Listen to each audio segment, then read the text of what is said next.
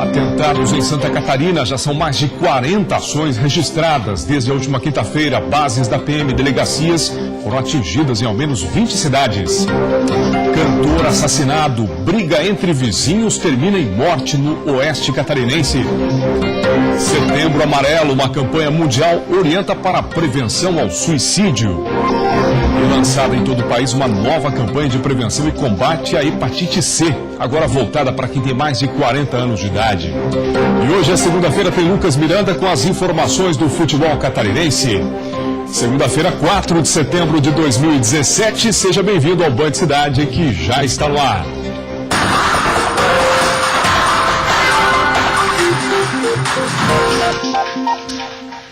Olá, uma boa noite para você, uma ótima semana e obrigado aí pela sua audiência. Santa Catarina registrou novos ataques à segurança, foram mais de 40 ações registradas. Por volta das 2 horas da manhã de ontem foram disparados tiros contra o Instituto Geral de Perícias, o IGP, no Itacurubim, em Florianópolis. Cerca de 18 disparos atingiram o prédio, sendo que 2 chegaram a danificar a parede interna. Ninguém ficou ferido. E um ônibus que levava estudantes foi incendiado em Itajaí na noite de sexta-feira. Alguns ocupantes tiveram que pular pelas janelas para sair.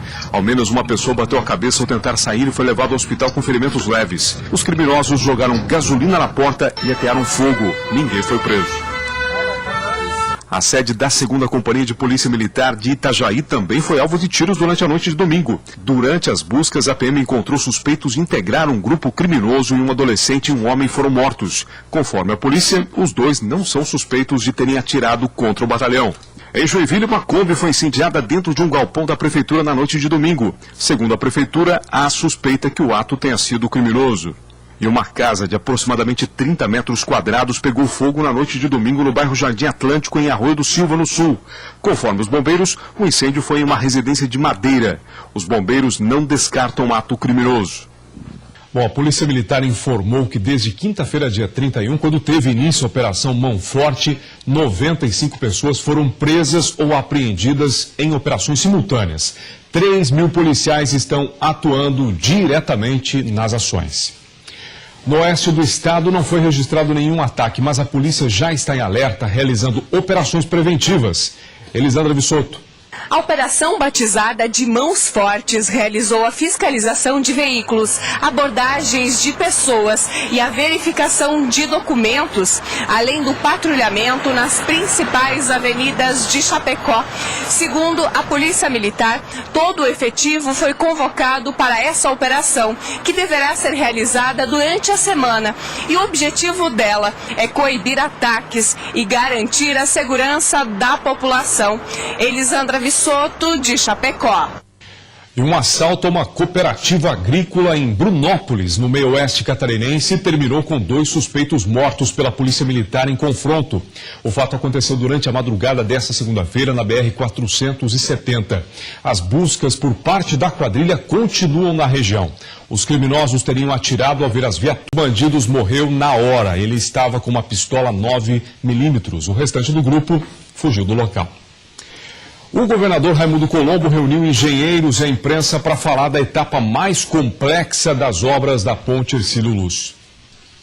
A partir de outubro, as obras da Ponte Hercílio Luz entram na etapa mais esperada, a transferência de 80% da carga restante. Em fevereiro, 20% do peso da estrutura foram transferidos. São 300 homens trabalhando 8 horas por dia, de segunda a sexta, na obra de engenharia que é considerada a mais complexa do mundo neste momento. A expectativa é que essa fase mais delicada dos trabalhos seja concluída em cerca de 1 ano. A etapa é um desafio de engenharia, tem muitas operações complexas de engenharia, é necessário grande rigor, grande atenção em todas as operações para não correr nenhum imprevisto e correr tudo muito bem. Uma obra desafiadora, sob o ponto de vista de engenharia.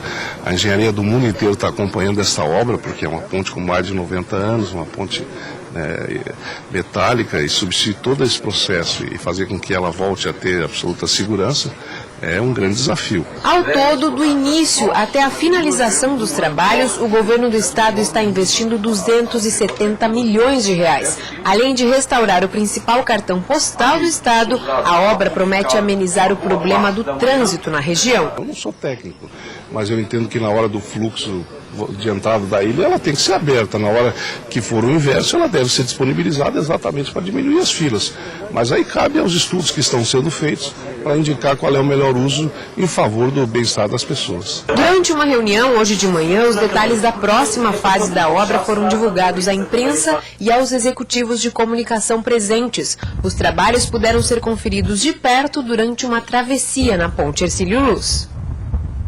E a seguir, os detalhes do Setembro Amarelo, a campanha mundial de prevenção ao suicídio. Agora são 6h55. Fique com a gente, o Band Cidade volta já já.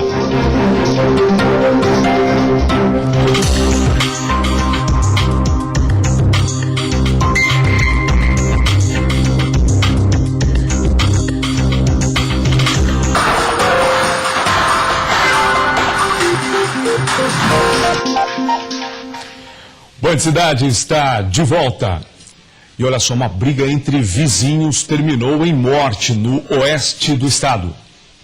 O crime aconteceu em Mondaí. Juliano Kilpe, de 30 anos, foi atingido por um golpe de faca enquanto fazia trabalhos artesanais. Ele chegou a ser socorrido e encaminhado para o Hospital Terezinha Gaiubasso. Passou por cirurgia, mas não resistiu aos ferimentos e morreu.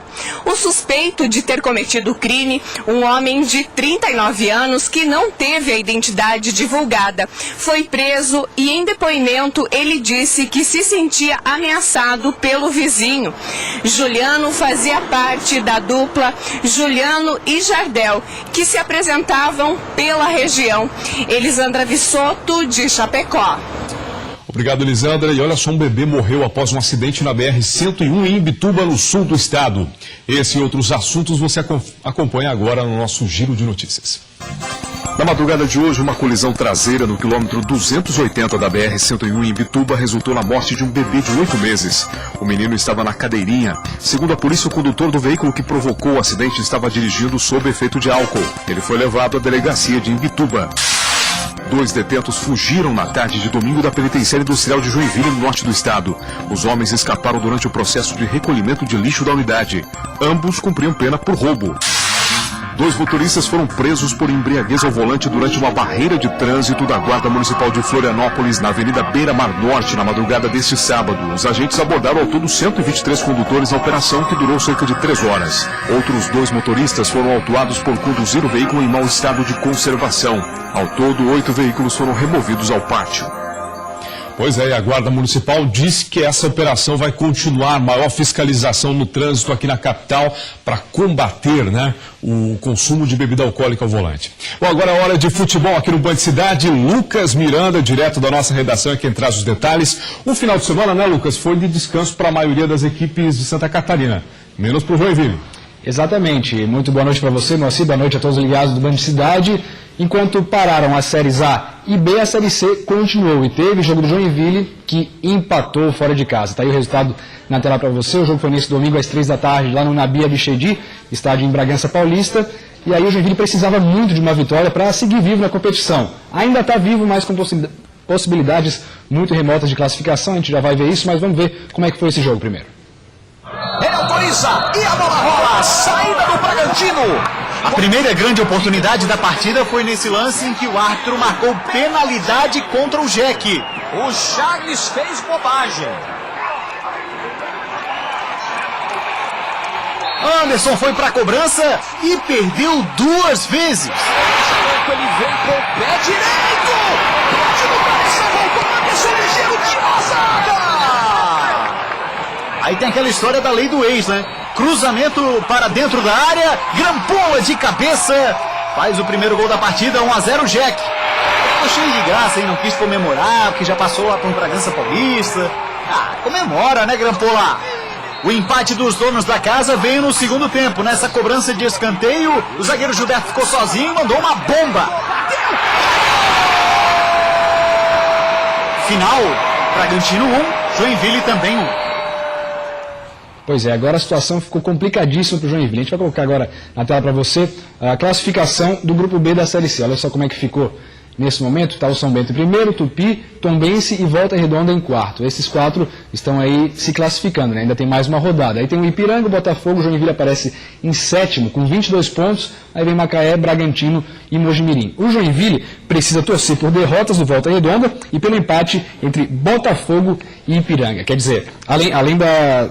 É isso mesmo, a derrota do Volta Redonda, empate de Botafogo e Ipiranga. Então está muito complicada a situação do Joinville, porque essa combinação de resultados é bem difícil de acontecer. E o próprio presidente do Joinville, né, o Johnny Estácio, falou que não acredita mais, já começou a reformulação de elenco, já começou a pensar quem sai, quem entra, e provavelmente a comissão técnica também vai rodar nessa. E aí o Joinville precisa se reerguer o mais rápido possível, mas, claro, se preparando para a Série C já de 2018. Agora a gente vai falar um pouco desses times que descansaram e continuam descansando, porque amanhã tem jogo do Brasil, né, Colômbia e Brasil, lá na Colômbia, às 5h30 da tarde.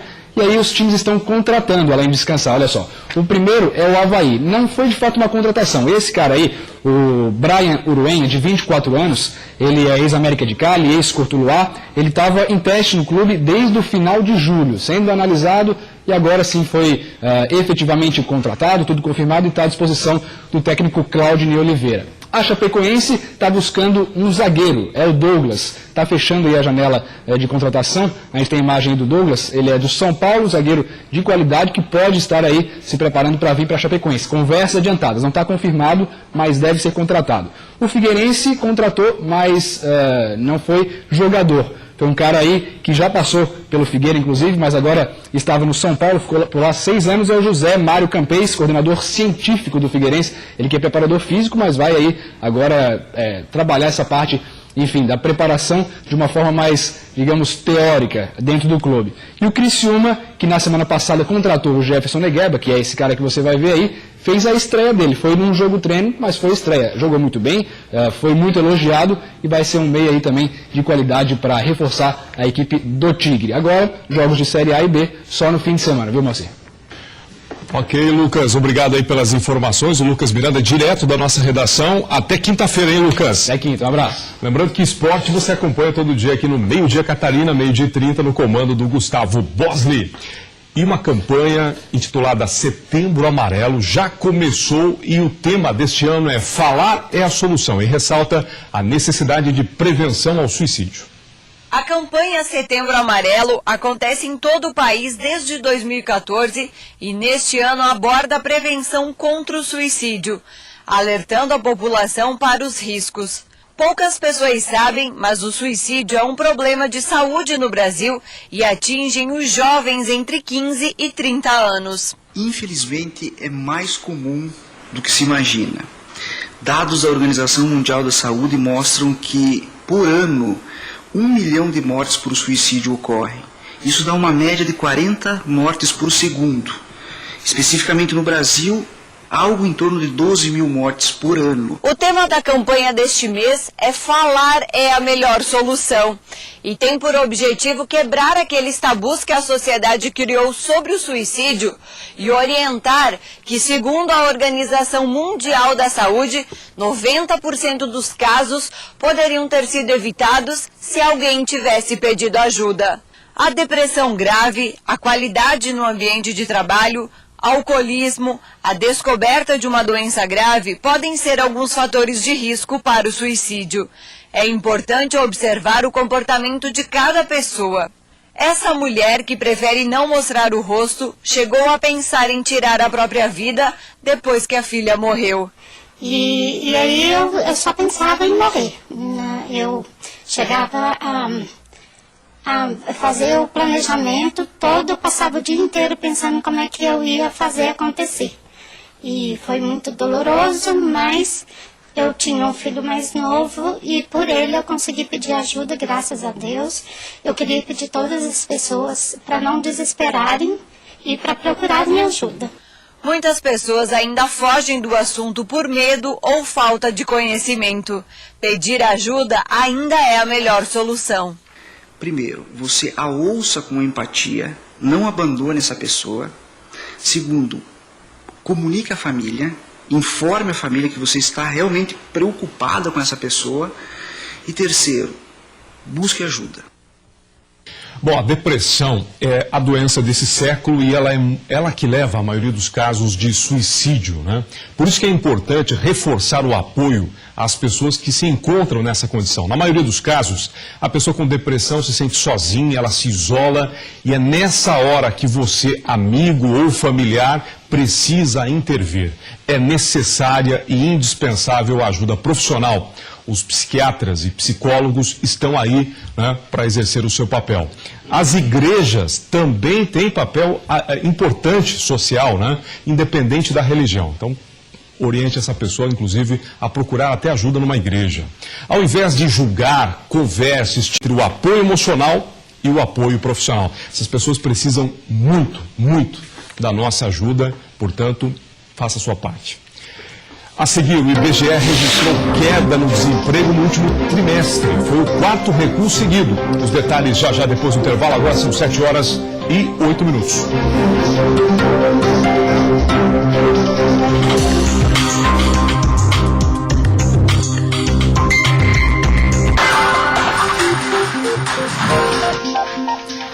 Estamos de volta com o Band Cidade, agora são 7h11. Daqui a pouco tem o Jornal da Band com as principais notícias do Brasil e do mundo.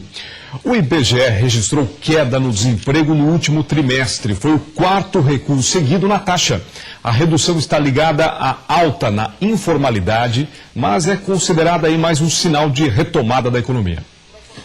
O Rodrigo ficou 7 meses desempregado até encontrar uma chance de voltar ao mercado de trabalho.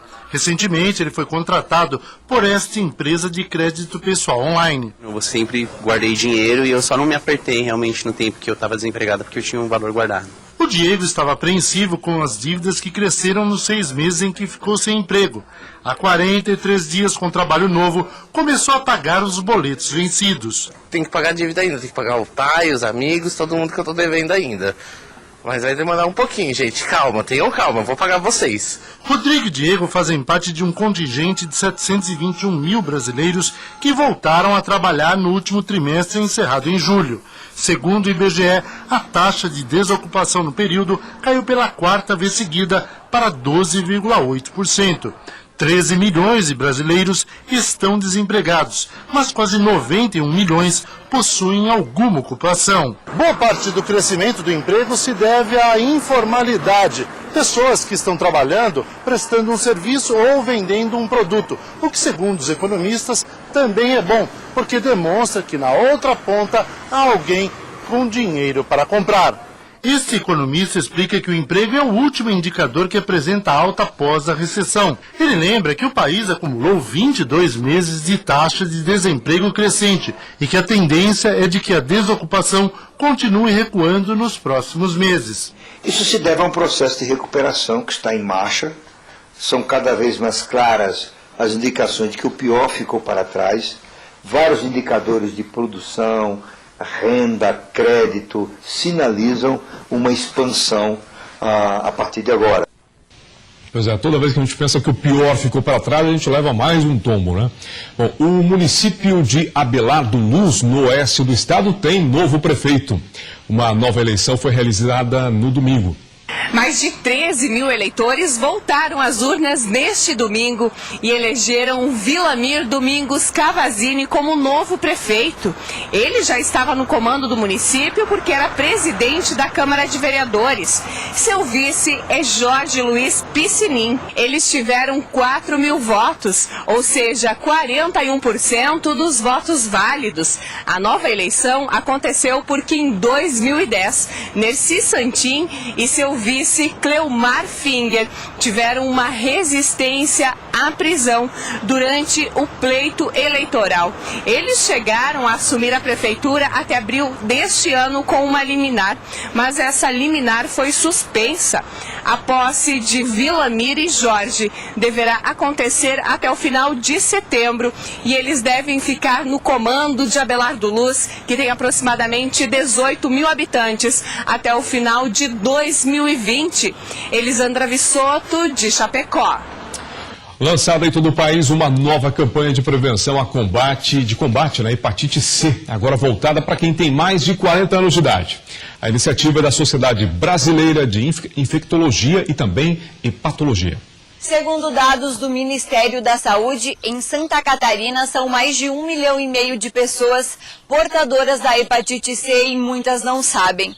Para tentar diminuir este número, uma campanha está sendo realizada para que médicos de qualquer especialidade solicitem a seus pacientes a realização do exame.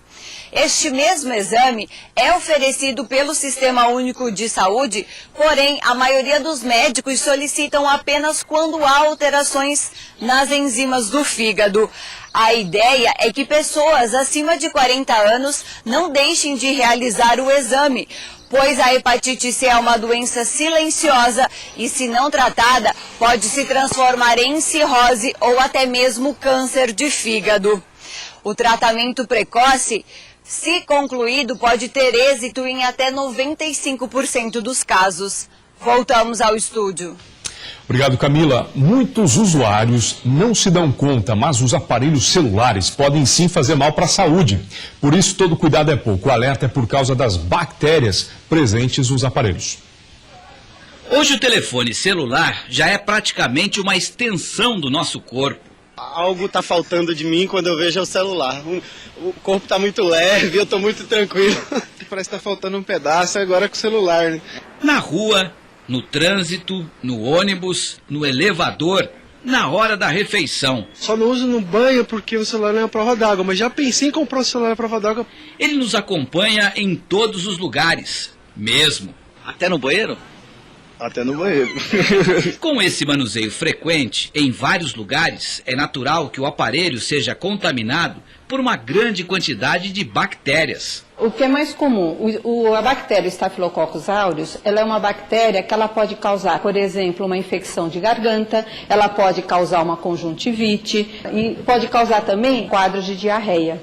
Se você acha que estamos exagerando, olha só o que revelou um estudo feito por pesquisadores da Universidade do Arizona, nos Estados Unidos. Aparelhos celulares podem carregar até 10 vezes mais bactérias do que um vaso sanitário, já que o vaso sanitário é limpo com mais frequência. Assustador, é assustador você pensar nisso. E é uma coisa que está com você o tempo todo, dormindo, acordando, é assustador. Para minimizar o risco de doenças, a recomendação é não manusear o celular em locais onde há maior concentração de bactérias, como no transporte público, praças de alimentação ou banheiro. Lave as mãos com frequência e faça a higienização do próprio celular. A melhor forma que nós temos é através do álcool isopropílico, que é usado para limpar a tela de computador. Se você conseguir, pelo menos, uma vez por semana, fazer a higienização do seu celular, já está de bom tamanho. Todo mundo limpando o aparelhinho, né? Acho que as pessoas não tinham essa noção, né? De quantas bactérias, né, encontram-se no aparelho celular. Agora fica a dica, todo mundo limpando o aparelho celular. O Band Cidade dessa segunda-feira termina aqui. Você acompanha agora o Jornal da Band com as principais notícias do Brasil e do mundo. Mais notícias amanhã, 12h30, com Gustavo Bosley no Meio Dia Catarina. Eu espero você às 6:50. Boa noite, até amanhã.